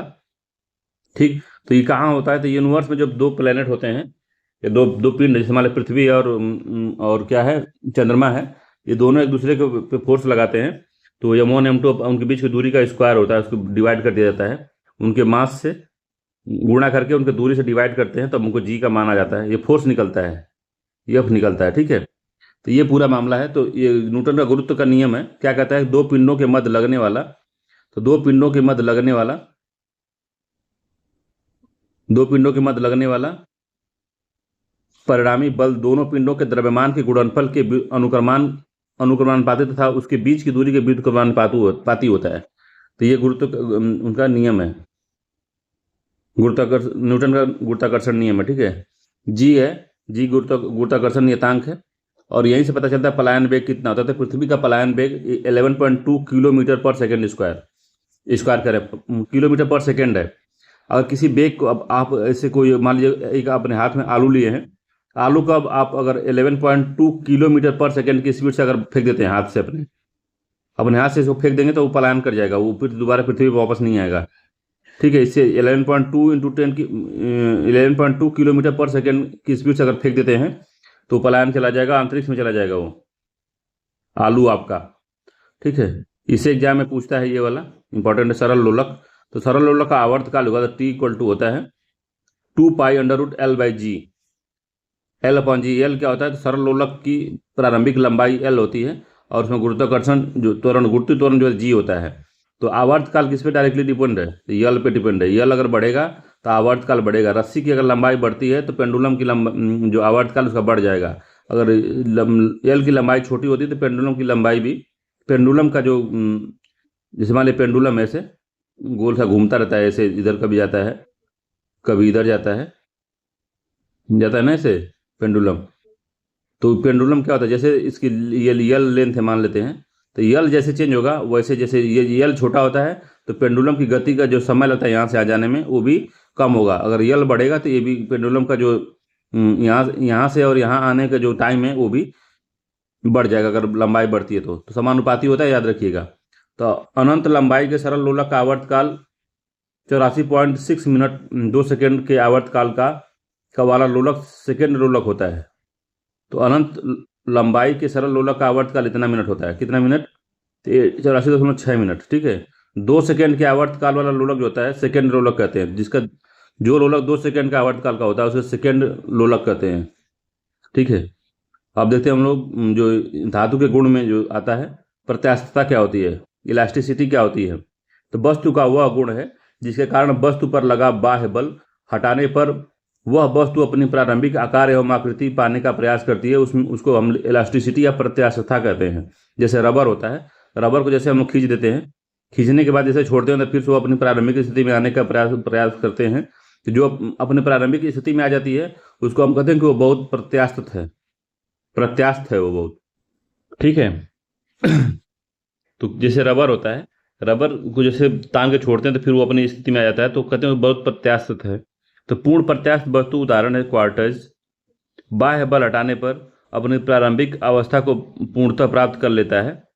ठीक है, तो पूर्ण प्रत्यास्थ वस्तु वही होती है जिसमें से हम अगर बल हटाते हैं तो अपनी पुनः जो अपनी प्रारंभिक अवस्था उसमें आ जाता है, उसको हम कहते हैं पूर्ण प्रत्यास्थ। ठीक है, पूर्णता प्राप्त कर ले उसको कहते हैं पूर्ण प्रत्यास्थ। ठीक है, पूर्ण पूर्ण प्लास्टिक की वस्तुएं उदाहरण जैसे मोम है, पूर्ण प्लास्टिक वस्तुएं उदाहरण मोम बाह्य बल हटाने पर अपनी प्रारंभिक नहीं लौटते हैं। तो पूर्ण प्लास्टिक वस्तुएं, तो पूर्ण अप्रत्यास्थ वस्तु होगा, यहाँ पे अप्रत्यास्थ होगा। अप्रत्यास्थ वस्तुएं क्या होती हैं,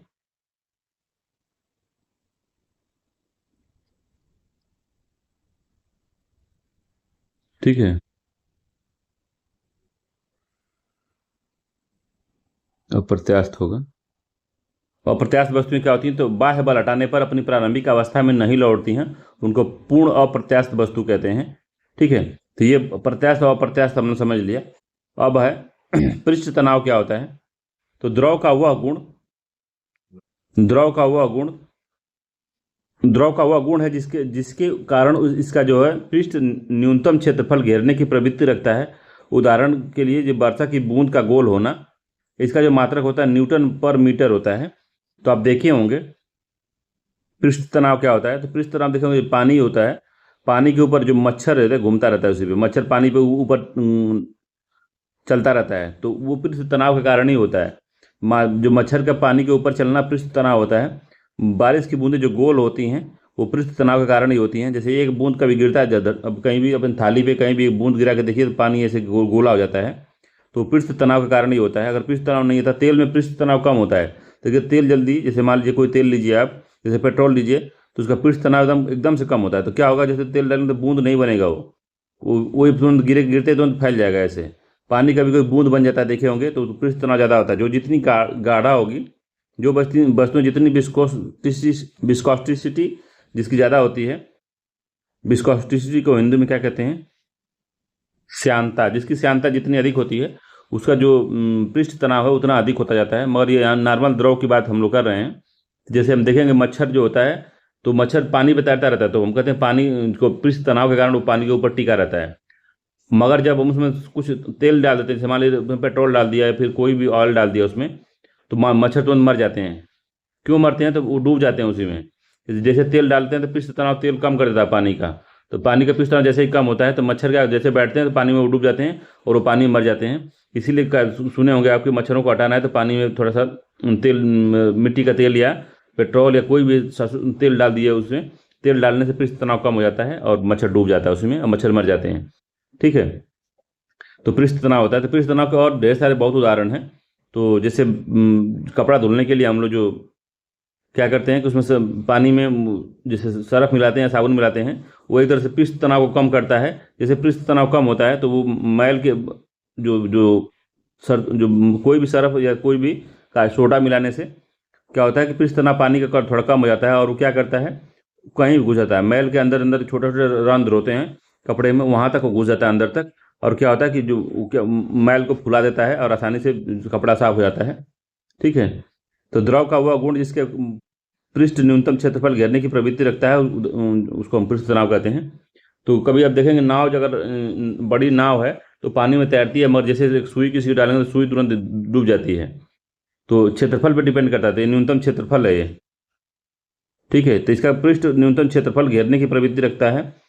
तो जो क्षेत्रफल पे भी, पृष्ठ तनाव क्षेत्रफल पर डिपेंड करता है किसी के। ठीक है,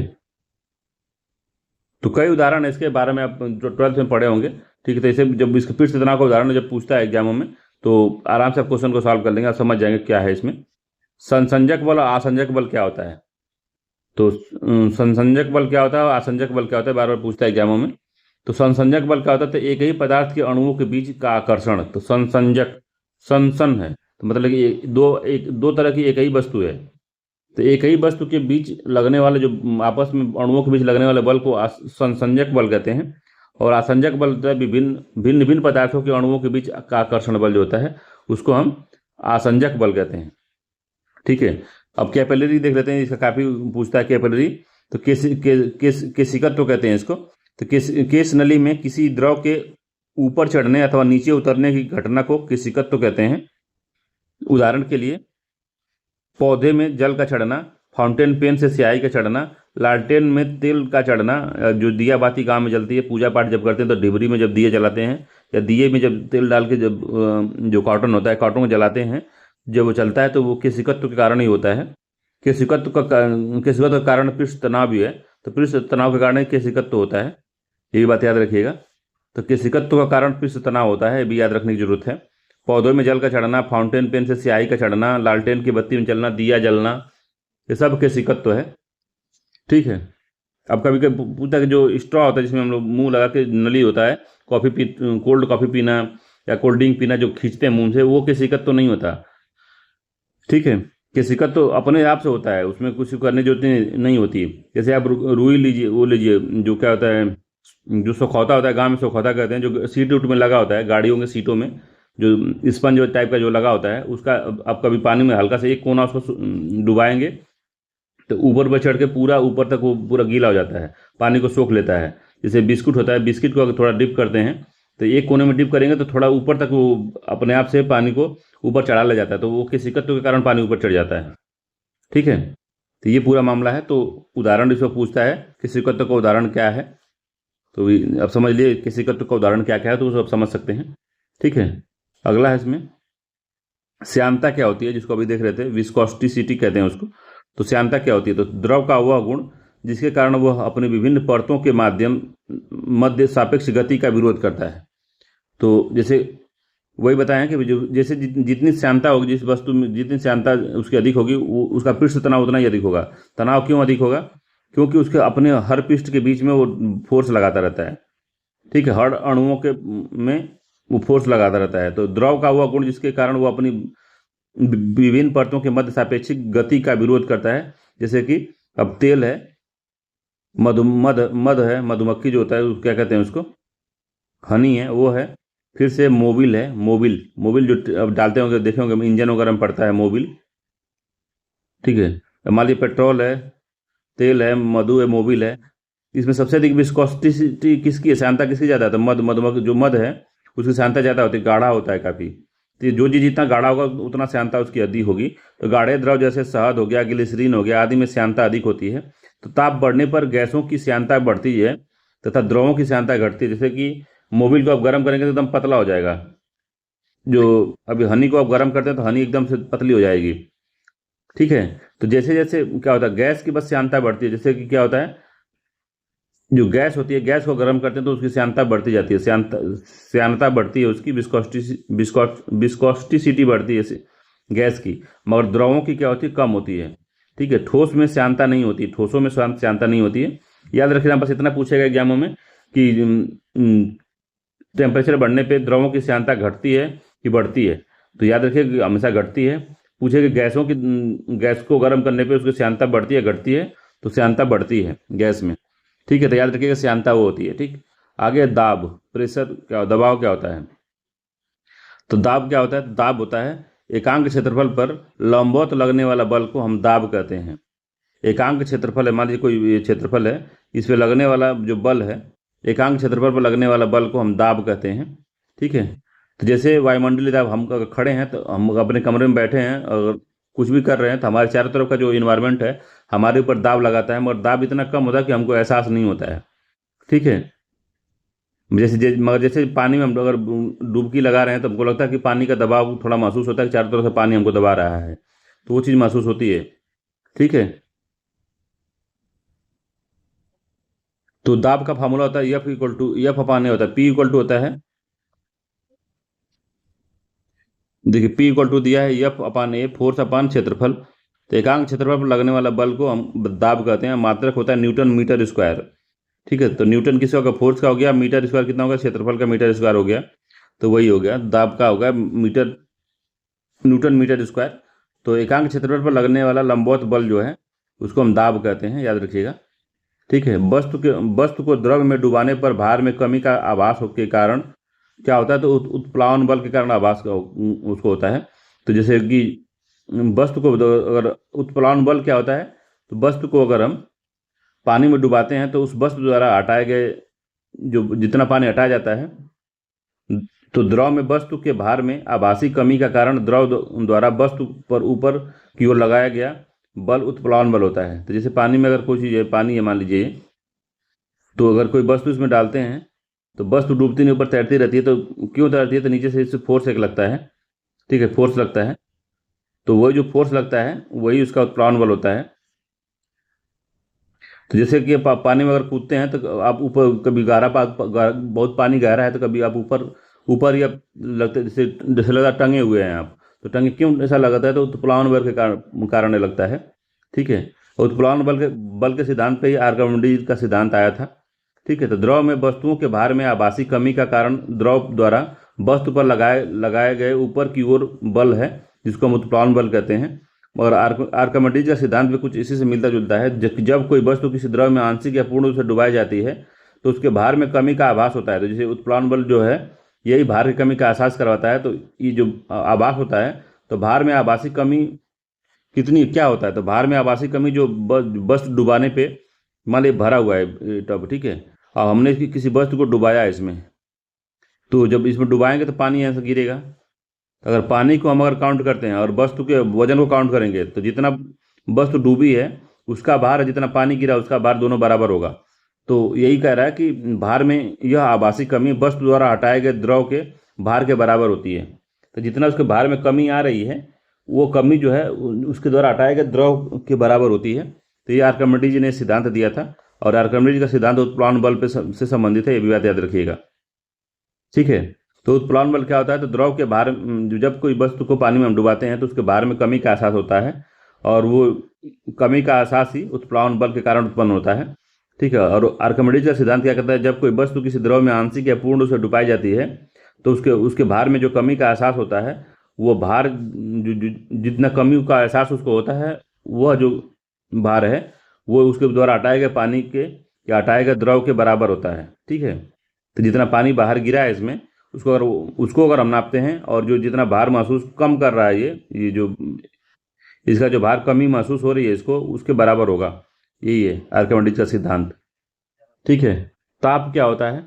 तो ताप होता है यदि किसी वस्तु के उष्णता या शीतलता का अपेक्षिक माप है कि वस्तु ठंडी है गर्म है तो हम कहेंगे कि तो ताप से मेजर करते हैं। तो किसी वस्तु के उष्णता तथा शीतलता का अपेक्षिक माप ताप कहलाता है और इसका मापन तापमापी द्वारा होता है।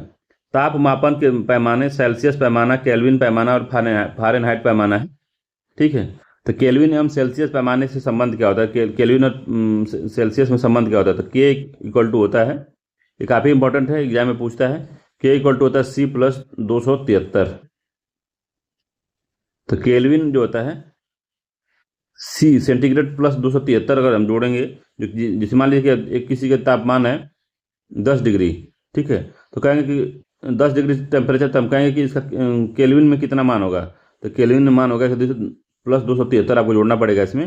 तो केल्विन कितना हो जाएगा? तो 283 केल्विन हो जाएगा। 283 केल्विन कहेंगे कि टेम्परेचर अगर 10 डिग्री है तो उसका तापमान केल्विन में कितना होगा? तो केल्विन में 283 होगा, उतना 273 जोड़ दिया जाएगा उसमें। सेल्सियन एवं फारेनहाइट पैमाने में जो संबंध है यूपीएससी में पिछली बार में क्वेश्चन ये पूछा है, तो याद रखिए कैसे बदलता है ये। तो C/5 इसको लिखना पड़ता है आपको, C/5 इक्वल टू F - 32/9 होता है। तो ये जो पूरा मामला होता है इसको याद रखने की जरूरत है आपको। याद रखिएगा एग्जाम में डिट्टो पूछता है, फार्मूले पे आपको निकालना रहता है। तो याद रखिएगा ताप क्या होता है? तो ताप जो होता है किसी वस्तु को हम छूते हैं तो उसको गर्म लगता है या ठंडा महसूस होता है, तो उसकी उष्णता और शीतलता का अपेक्षिक जो माप होता है उसको ताप कहते हैं। तापमापी से होता है, इसका जो मात्रक होता है सेल्सियस होता है, केल्विन होता है और फारेनहाइट होता है, तीनों में मापा जाता है। तो केल्विन को अगर हम सेंटीग्रेड को अगर हमको फारेनहाइट में बदलना है तो हमको फार्मूला लगेगा C/5 इक्वल टू F - 32/9। ठीक है।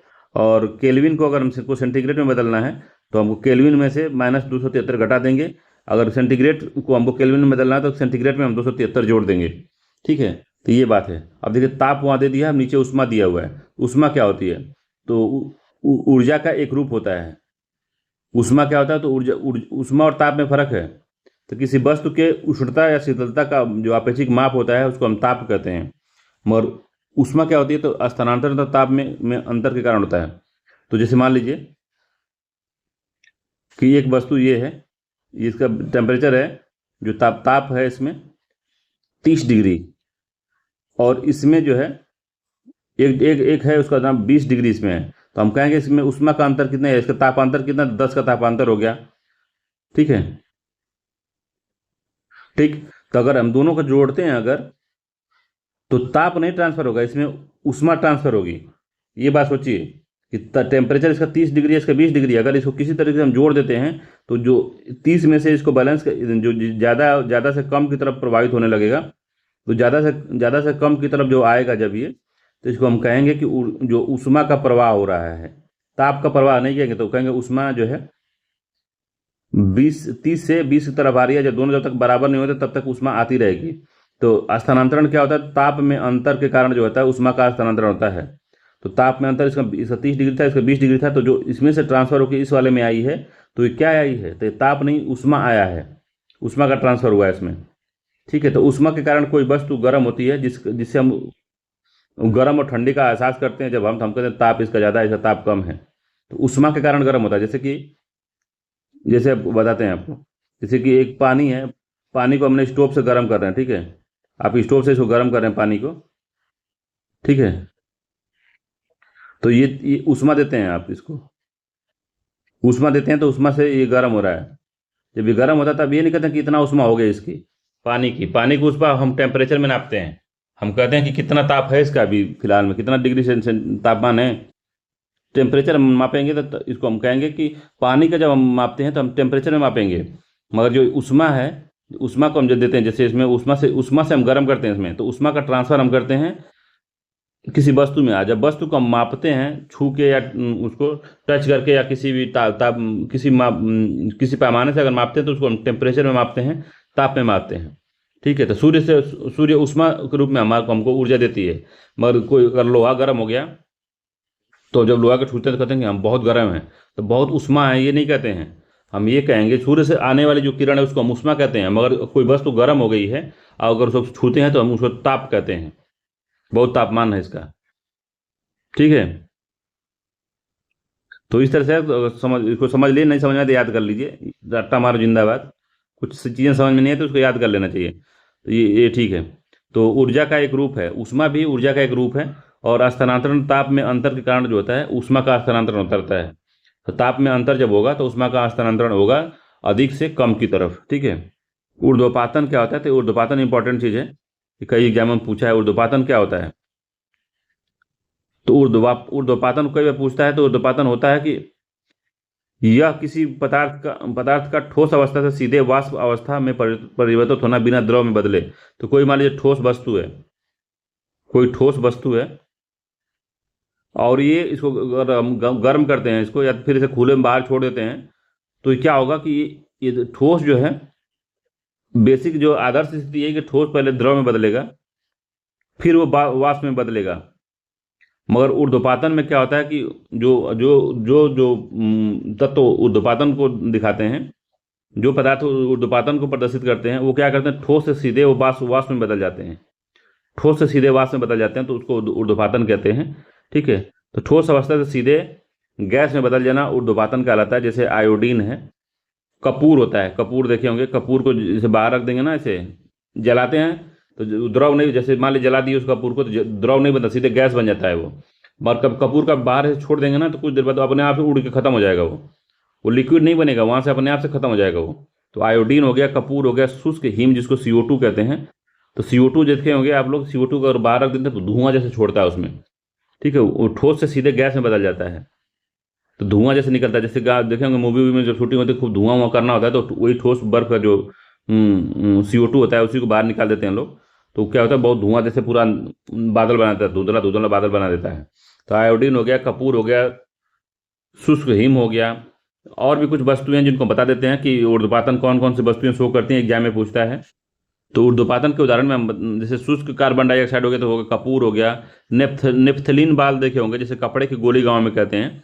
टॉयलेट वगैरह में देखे होंगे जहाँ जैसे पेशाब वसाब करने वाले जगह पे उसमें गोल गोल गोलियां डाली हुई रहती हैं, रंगीन रंगीन भी होती है, नीला पीला हरा या सफ़ेद भी होती हैं।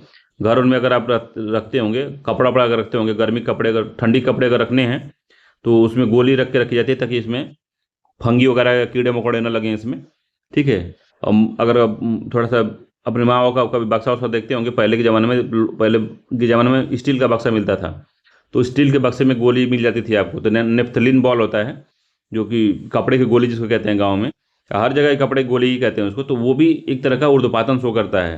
वो गोली को रख देंगे और गोली धीरे धीरे गायब हो जाएगी, कपड़े में दिखेगी नहीं अगली बार, कपड़ा बस अब महकेगा उस गोली की तरह मगर वो दिखेगा नहीं वो, ठीक है। तो नेफ्थलीन बाल हो गया। अमोनियम क्लोराइड भी होता है, अमोनियम क्लोराइड भी ऊर्ध्वपातन शो करता है। इंपॉर्टेंट है, याद रखिएगा, अमोनियम क्लोराइड भी यही है। तो ये पूछेगा एग्जाम में, आयोडीन तो है ही, इसको आप जान ही गए हैं, ठीक है। तो याद रखिएगा इसको, तो कपूर, नेफ्थलीन बाल, अमोनियम क्लोराइड, आयोडीन, सूखी बर्फ, ये जो है ये सब जो है ऊर्ध्वपातन के कारण होता है। तो इतना याद रखेंगे, इतना पूछेगा तब बता सकते हैं। नेफ्थलीन बॉल हो गया, आयोडीन, कपूर, शुष्क बर्फ, अमोनियम क्लोराइड, ये सब है, ठीक है। ये यही बार बार पूछता है इसलिए थोड़ा ज़्यादा टाइम दिए हैं इस पर। अब है प्रकाश, हम लोग पढ़ लेते हैं। इससे क्वेश्चन पूछता है तो प्रकाश क्या है? तो प्रकाश द्वैत प्रकृति रखता है, तो तरंग की और कण की दोनों की प्रवृत्ति रखता है ये। तो कण में फोटॉन के रूप में होता है, फोटॉन के रूप में चलता है, कण पैकेट के रूप में चलता है, कण के रूप में फोटॉन है, तरंग के रूप में भी चलता है, मैग्नेटिक तरंग के रूप में चलता है ये, तरंग के रूप में। तो द्वैत प्रकृति रखता है ये, एक तरंग के रूप में, एक कण के रूप में। तो ऊर्जा का एक रूप होता है प्रकाश, विकिरण ऊर्जा से निकलता है, वस्तुओं को दृश्यमान बनाता है।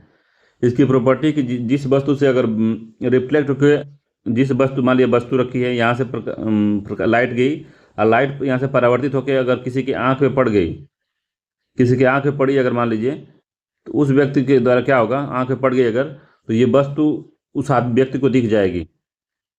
ठीक है, जो कलर अवशोषित हो गया वो कलर वहाँ पे वो नहीं दिखेगा, मगर जो रिफ्लेक्ट हो गया आपको वैसा दिखेगा। तो ऊपर कोई हरी आपको दिख रही है, हरी वस्तु कोई दिख रही है आपको, तो याद रखिए कि उससे जो लाइट का जो 7 रंग है, उस 7 रंग में से हरी वाले को उसने रिफ्लेक्ट कर दिया, तो इसलिए आपको हरा हरा दिखाई दे रहा है। कुछ लोगों को क्या होता है कि जो लाल होता है, लाल दिखाई नहीं देता है, जिस कलर विजन जो होता है उसको लाल दिखाई नहीं देता, तो रिफ्लेक्ट होता है मगर उनकी आँख जो उसको रीड नहीं कर पाती है। तो याद रखिएगा उसको। तो ये बात है, जो वस्तुओं कैसे दिखती हैं हमको, तो उन पे इसीलिए अंधेरे में हमको वस्तु दिखाई नहीं देती। अंधेरे में क्या होता है, लाइट रहती ही नहीं है, तो कोई चीज़ रिफ्लेक्ट होकर हमारी आँख में आती ही नहीं है। तो हमको क्या होता है कि हम अंधेरा दिखते हैं, फिर हम लाइट जलाते हैं, तो लाइट हम अपने आँख पे जलाएंगे तो हमको नहीं दिखेगा, मगर हम वस्तु पे जब जलाएंगे तो वस्तु से रिफ्लेक्ट होकर जो है प्रकाश हमारे आँख पे पड़ता है, तो हमको वस्तु दिखाई देने लगती है। ठीक है, तो इसी वजह से लाइट उधर जलाना पड़ता है। अगर अपने ऊपर जलाएंगे लाइट तो आपको आगे दिखेगा ही नहीं, क्योंकि आगे से रिफ्लेक्ट होकर आँख में आपके आएगा ही नहीं कोई चीज़। तो इसीलिए टॉर्च जलाते हैं तो हमेशा हम टॉर्च सामने जलाएंगे। ठीक है, और प्रकाश जो है सीधी रेखा में चलता है। ठीक, निर्वात में प्रकाश की चाल 3 × 10⁸ होती है, 3 × 10⁸ होती है, मीटर पर सेकंड होती है निर्वात में प्रकाश की चाल। तो एग्जाम में पूछता है सब चीज़ें, तो याद रखिएगा। ठीक है, अगला है किसी माध्यम में प्रकाश की चाल क्या होती है। किसी माध्यम में प्रकाश की चाल होती है U = C/μ। तो म्यू क्या है, म्यू है माध्यम का अपवर्तनांक, माध्यम का अपवर्तनांक है। यू क्या माध्यम में प्रकाश की चाल है, सी क्या है निर्वात में प्रकाश की चाल है। ठीक है, तो अपवर्तनांक बराबर होता है सी, म्यू इक्वल टू होता है C/V होता है। सी क्या है, तो निर्वात में प्रकाश की चाल अपन माध्यम में प्रकाश की चाल। तो इन दोनों का जब बीच का हम अगर अनुपात निकालेंगे तो वो क्या होगा, वो म्यू निकल जाएगा, अपवर्तनांक निकल जाएगा कि अपवर्तनांक कितना है। तो प्रकाश का जो परावर्तन क्या होता है, प्रकाश का परावर्तन क्या होता है, तो प्रकाश की किरण का किसी चमकदार सतह से टकराकर वापस लौटने की घटना को प्रकाश का परावर्तन कहते हैं।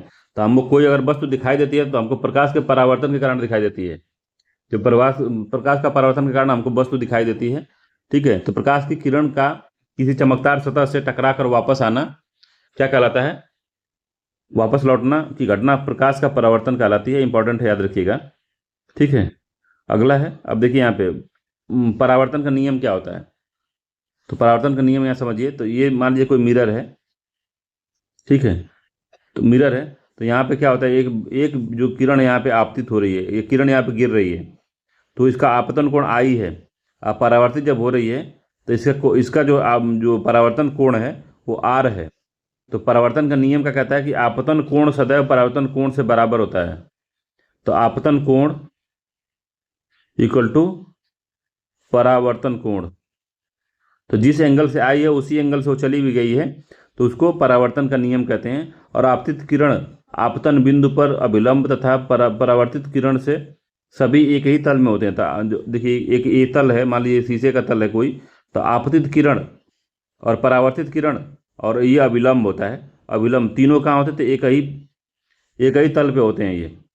ठीक है, तो इस तरह से वो दिखाया जाता है। अभी तो उल्टा तो बना दिया इसको, ऐसे मान लीजिए अभिलंब है, तो अगर प्रकाश की किरण यहाँ से आती है फिर ऐसे चली जाती है, तो आई इक्वल टू आई, मान लीजिए एंगल आई है, ये आर है, तो आई इक्वल टू हमेशा आर होता है। तो आपतन कोण और ये आपतन कोण है और ये परावर्तन कोण है। तो आपतन कोण इक्वल टू परावर्तन कोण होता है। और ये जो होता है यहाँ से आइए, तो कह रहा है कि जो अभिलंब है और आपतन कोण है और परावर्तन कोण है, ये तीनों जो कहाँ है एक ही तल पे होते हैं। तो ये परावर्तन का नियम है, समझते हैं क्रांतिक कोण। ठीक है, क्रिटिकल एंगल कहते हैं। तो पहले समझिए कि जब कोई माध्यम से जब किरण जो है, मानते हैं सघन माध्यम, ये अभिलंब है, अभिलंब है, ये मान लेते सघन माध्यम है, ये जो बिरल माध्यम, सघन मतलब कि डेंस माध्यम है, बहुत जो नजदीक अणु है, बहुत ही जैसे गाढ़ा कोई जो पदार्थ है, ये सघन माध्यम है, ये जो है विरल माध्यम, दूर दूर कण है इसके, इसके माध्यम के कण जो है दूर दूर है। ये जो है काफ़ी सघन है, नज़दीक नज़दीक है, तो इसको डेंस कहते हैं। जो सघन माध्यम होता है तो एकदम सघन होता है, मतलब कि उसके अणु पास पास होते हैं। जो विरल होता है उसके अणु दूर दूर होते हैं। तो कहते हैं कि जब कोई जो प्रकाश है अगर सघन माध्यम से विरल माध्यम की ओर जाता है, तो जब कोई प्रकाश सघन माध्यम से,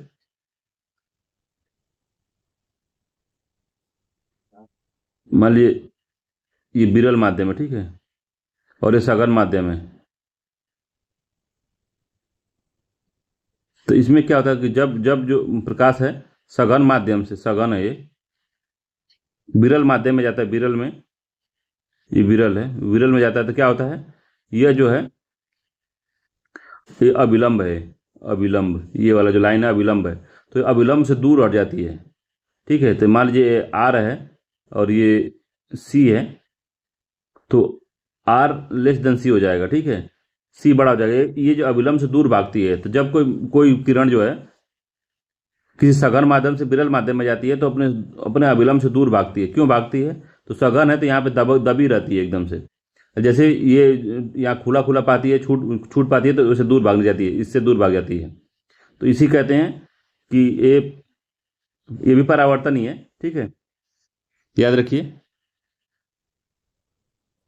अपवर्तन कहते हैं, सर सॉरी, इसको परावर्तन नहीं, इसको अपवर्तन कहते हैं, अपवर्तन है ये।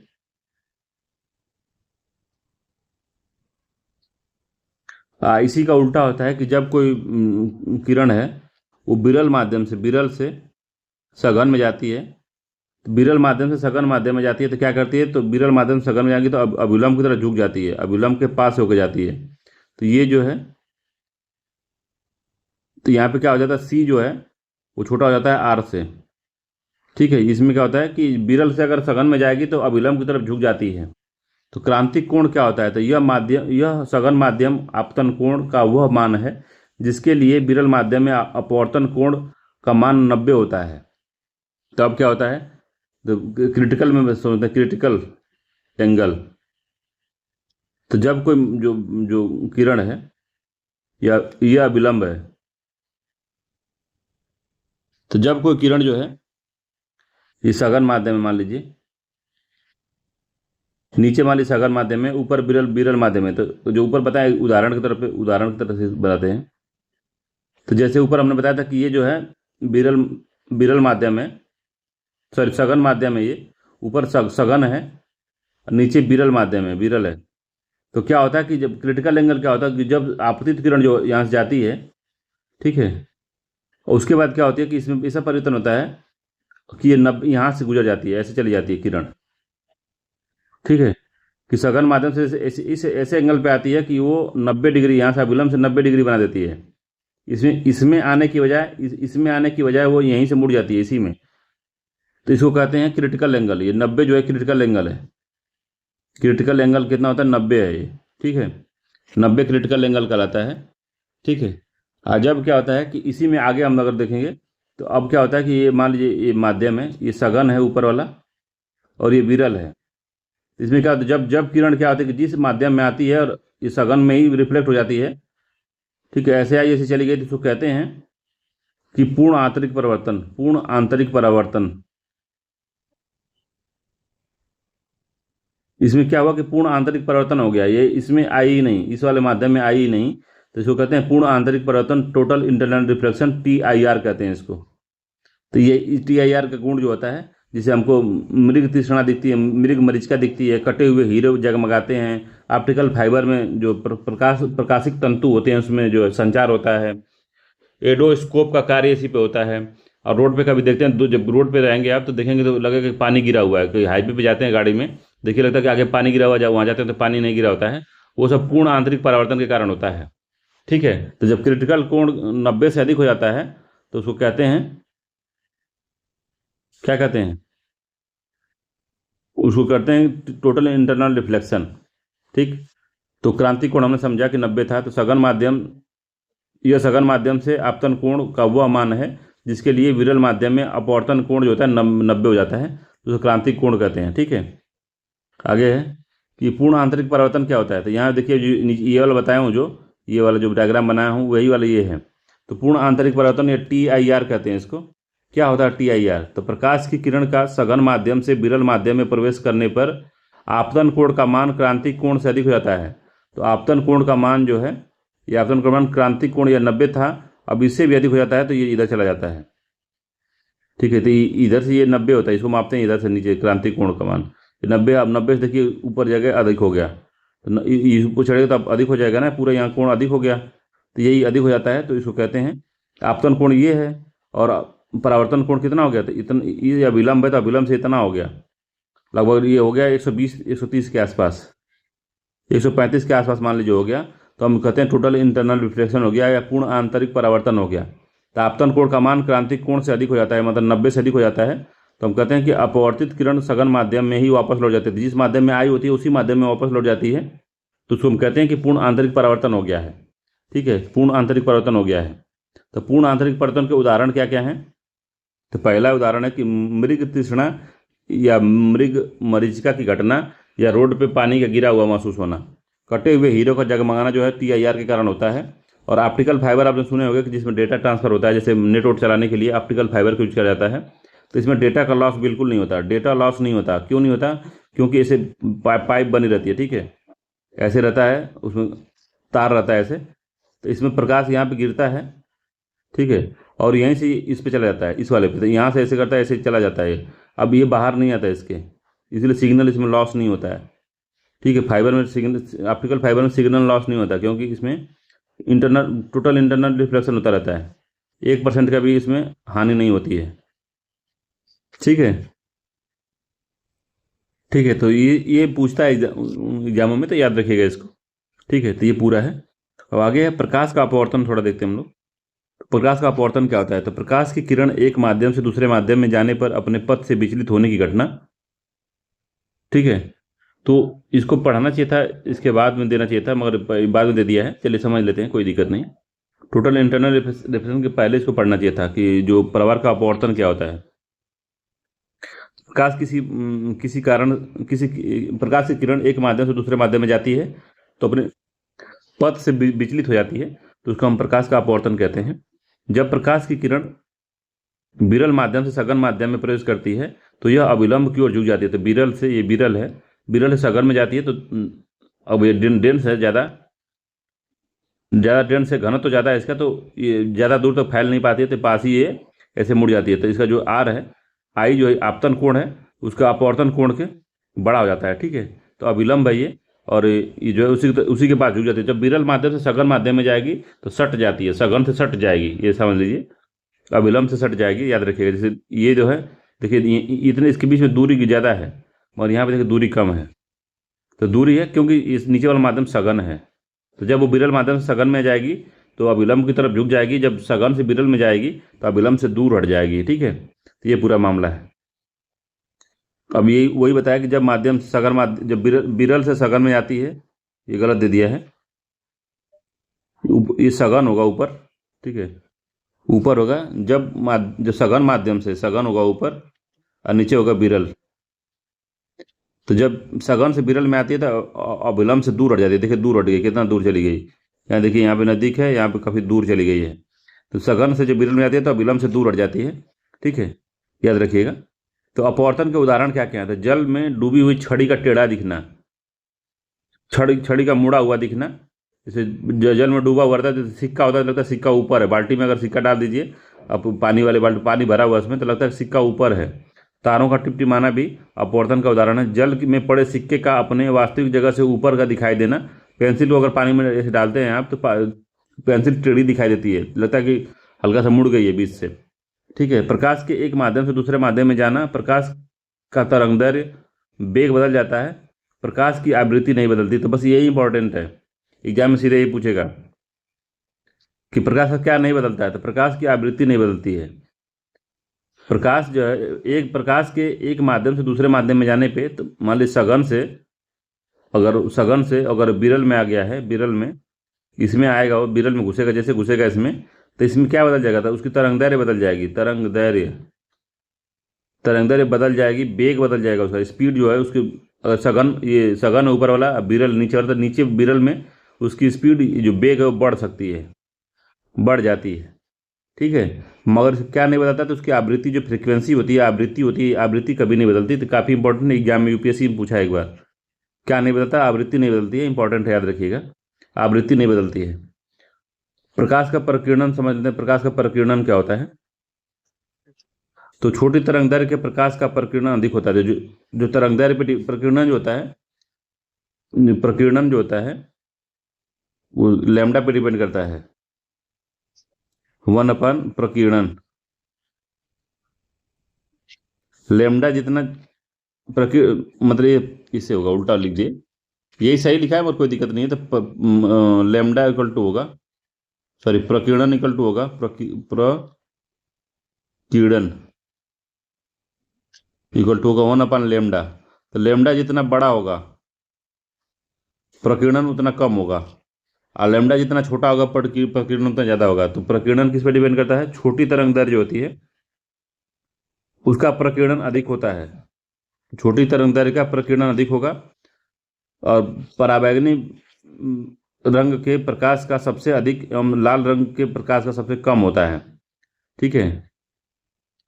तो लाल रंग का जो तरंगदैर्घ्य होती है अधिक होती है, लैम्डा अधिक होता है लाल का अधिक, सबसे अधिक लाल का ही लैम्डा होता है, तरंगदैर्घ्य लैम्डा कहते हैं। तरंगदैर्घ्य सबसे अधिक लाल का होती है, सबसे कम किसका होती है, तो बैगनी का होती है। बैगनी तरंगदैर्घ्य सबसे कम होती है, तरंगदैर्घ्य सबसे कम होती है, सबसे कम होती है। जिसकी सबसे कम होगी उसका प्रकीर्णन सबसे अधिक होगा, जिसकी सबसे अधिक होगी लैम्डा, उसका प्रकीर्णन सबसे कम होगा, ठीक है। तो बैगनी का रंग का प्रकाश का सबसे अधिक प्रकीर्णन बैगनी रंग के प्रकाश का सबसे अधिक होता है, और लाल रंग के प्रकाश का सबसे कम होता है। इसीलिए लाल रंग को हमेशा हम लोग सिग्नल में यूज करते हैं, क्योंकि इसका प्रकीर्णन कम होता है और बहुत दूर तक दिखाई देता है, ये प्रकीर्ण नहीं होता। मगर बैगनी का भी रख देंगे तो बैगनी कुछ दूरी से आदमी को दिखाई ही नहीं देगा, मगर लाल वाला बहुत दूर से भी दिखाई देता है, क्योंकि उसका प्रकीर्णन नहीं होता है। तो ये बात याद रखिएगा, इंपॉर्टेंट बात है, ठीक है। तो वायुमंडल में कणों का द्वारा प्रकाश के किरणों का बिखराव किया जाता है। उदाहरण के लिए वातावरण में प्रकाश का बिखराव, आकाश का नीला दिखाई देना, ये क्या है, सब प्रकाश का प्रकीर्णन के कारण होता है, ठीक है।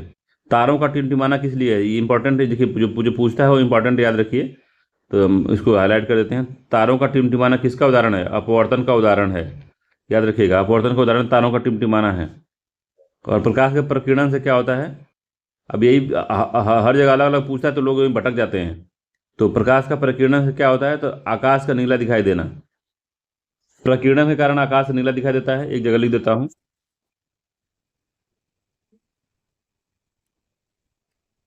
परावर्तन के कारण क्या होता है, परावर्तन तो क्या होता है, हमको मृग तृष्णा दिखाई देती है, ठीक है। यह सड़कों पर पानी गिरा होना, सड़क पर पानी गिरा महसूस होना, ठीक है, ये होता है परावर्तन से। अपवर्तन से क्या होता है, अपवर्तन तारों का टिमटिमाना, तारा टिमटिमाना, ठीक है। और क्या होता है, तारा टिमटिमाना होता है। और जल में डूबी, जल में पड़ा सिक्का ऊपर दिखना,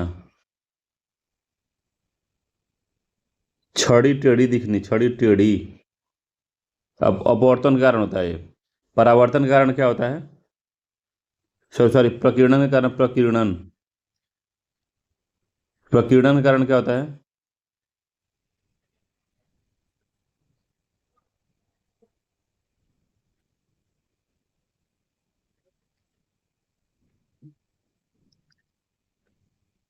क्या होता है, आकाश का नीला दिखाई देना, आकाश का नीला दिखाई देना, ठीक है। तो ये नीला में बड़ी की मात्रा होगी, नीला ऐसे होगा, बड़ा होगा, नीला।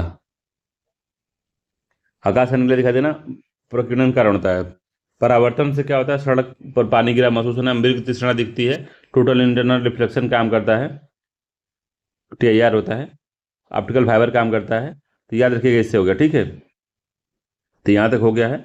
अब देखते हैं हम लोग कि वर्ण विक्षेपण क्या होता है?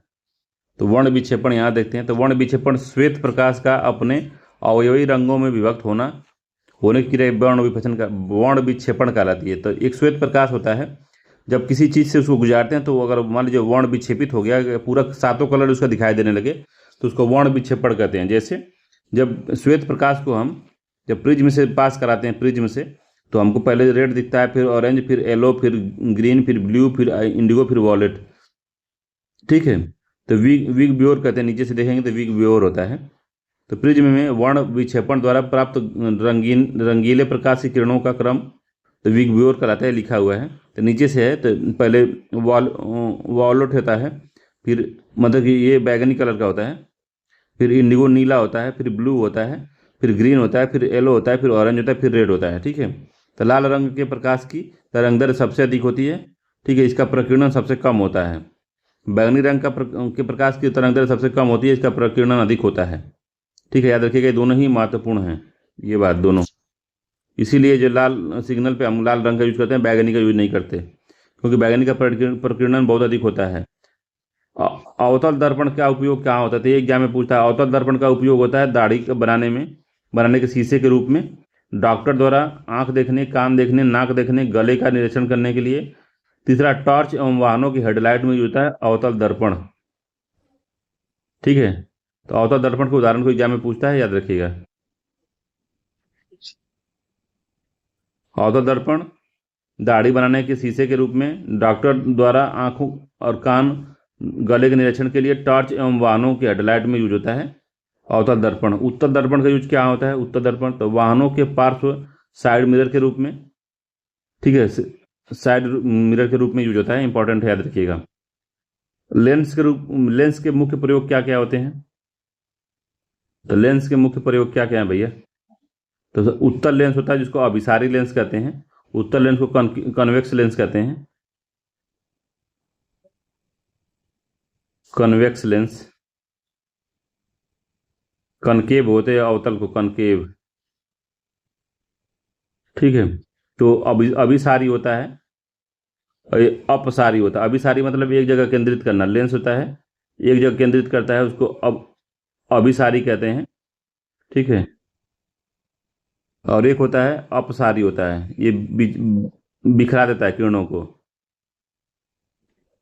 ठीक है, तो ये जो होता है ये उत्तल लेंस है, उठा हुआ लेंस है, उत्तल लेंस है।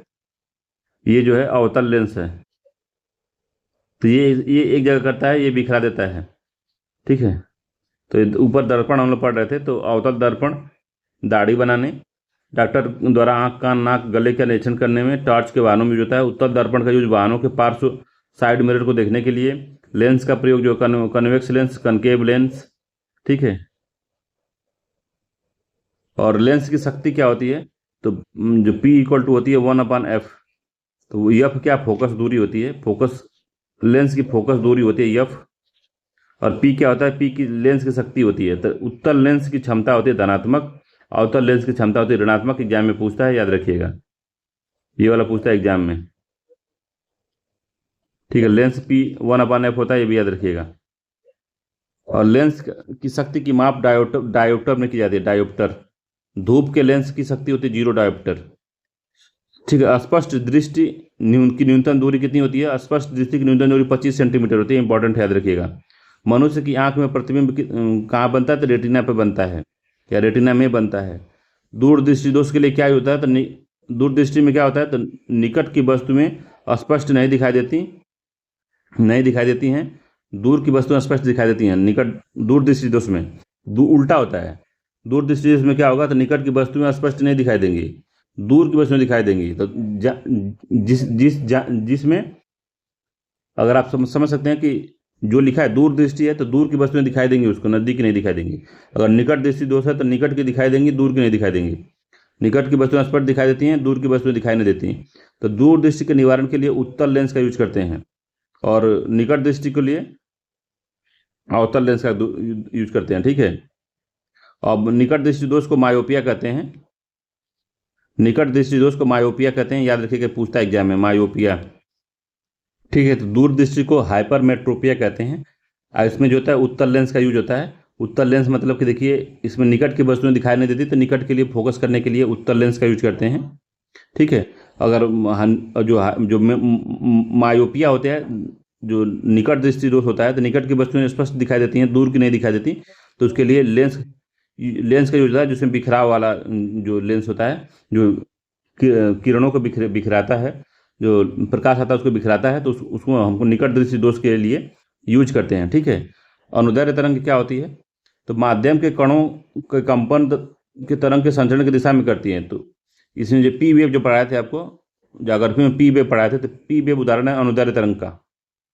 ठीक है। पी वेव तो माध्यम के कण का कंपन तरंग के संचरण की दिशा में होता है। तो इस तरह से होता है, तरंग अगर ऐसे चल रही है, तरंग ऐसे चल रही है, तो इसी दिशा में कण, ये मान लीजिए कण है, तो इसका कंपन इसी की दिशा में होगा, कंपन इसी की दिशा में होगा, तो इसको अनुदैर्ध्य तरंग कहते हैं। इसका उदाहरण ध्वनि तरंगे, स्प्रिंग में उत्पन्न तरंगे, ये सब होती हैं। ये जो अनुदैर्ध्य तरंगे ठोस, द्रव, गैस तीनों में चलती हैं। ठीक है। ठोस, द्रव, गैस तीनों में चलती हैं। ठीक है।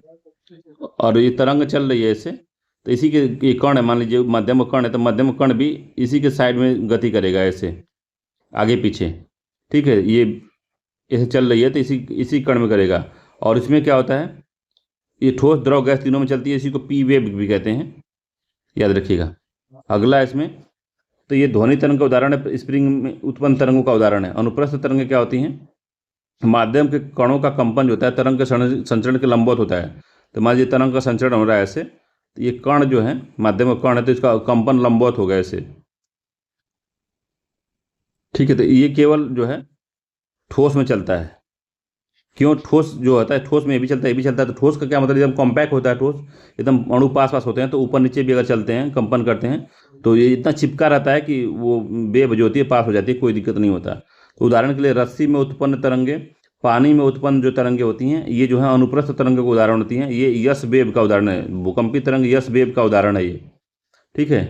तरंग की चाल क्या होती है? तो V equal to lambda upon T होता है।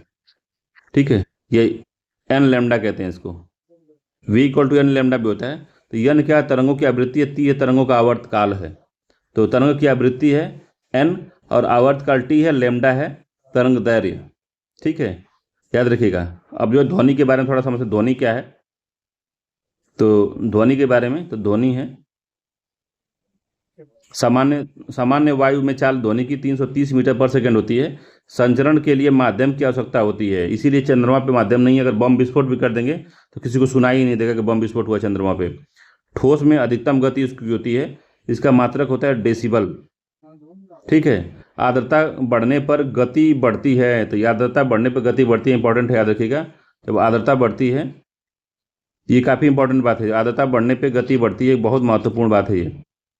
ठीक है। इसीलिए जब आर्द्रता का समय होता है, जब आर्द्र होता है मौसम, जैसे बारिश हुई, बारिश उमस का मौसम होता है, तो जब ट्रेन है हॉर्न देती है एक जगह पे, तो बहुत दूर तक सुनाई देता है जब मौसम में आर्द्रता होती है। तो जब उमस वाला मौसम होता है, तो अनुदैर्ध्य तरंग होता है ये। अनुदैर्ध्य मतलब पी वेव वाली, जो ऊपर देखे हम लोग, पी वेव वाली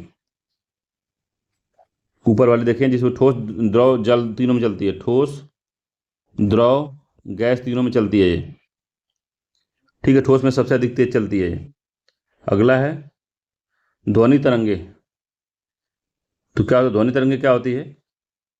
तो ध्वनि तरंग की आवृत्ति परिसर कितना होता है, तो ये भी पूछता है एग्जामों में। तो अवश्रव्य तरंगे होती हैं, 20 हर्ट्ज से कम होती हैं, तो किसी को सुनाई नहीं देती हैं। 20 हर्ट्ज से कम होती हैं, किसी को सुनाई नहीं देती हैं, मतलब कि आदमी को नहीं सुनाई देती हैं, छोटे छोटे जानवरों को सुनाई देती हैं। श्रव्य तरंगे पूछता है कि इसका रेंज कितना श्रव्य तरंगों का। तो श्रव्य तरंग का रेंज होता है 20, आवृत्ति 20 हर्ट्ज से 20,000 हर्ट्ज तक होता है। 20 से 20,000 हर्ट्ज। ठीक है। पराश्रव्य क्या होता है? तो पराश्रव्य जो होती है 20 से अधिक होती हैं, 20,000 से अधिक हर्ट्ज की जो तरंगे होती हैं पराश्रव्य होती हैं। पराश्रव्य ये भी हम लोगों को सुनाई नहीं देती हैं। ठीक है। पराश्रव्य तरंगे उत्पन्न करने वाली जाति कौन कौन सी हैं? तो कौन कौन सी जाति जो है पराश्रव्य तरंगे उत्पन्न करती है? चमगादड़, डॉल्फिन है, डॉल्फिन और चमगादड़ जो पराश्रव्य तरंगों को उत्पन्न करती हैं। ठीक है। विद्युत धारा क्या होती है? तो किसी चालक में आवेश का प्रवाह होना विद्युत धारा होती है। तो किसी चालक में मान लीजिए तार है, तो इसमें आवेश मतलब कि निगेटिव आवेश, मान लीजिए इलेक्ट्रॉन है, इलेक्ट्रॉन फ्री मूव कर रहा है इसमें, तो इसके विपरीत दिशा में क्या बदले इलेक्ट्रिक मतलब कि विद्युत धारा चलेगी। इलेक्ट्रॉन की गति के विपरीत दिशा में विद्युत धारा चलती है, तो किसी चालक में आवेश का प्रवाह ही विद्युत धारा कहलाती है। इसका मात्रक एम्पियर होता है। 1 एम्पियर बराबर होता है 1 कूलाम पर सेकेंड। 1 एम्पियर बराबर होता है 1 कूलाम पर सेकेंड होता है, ठीक है।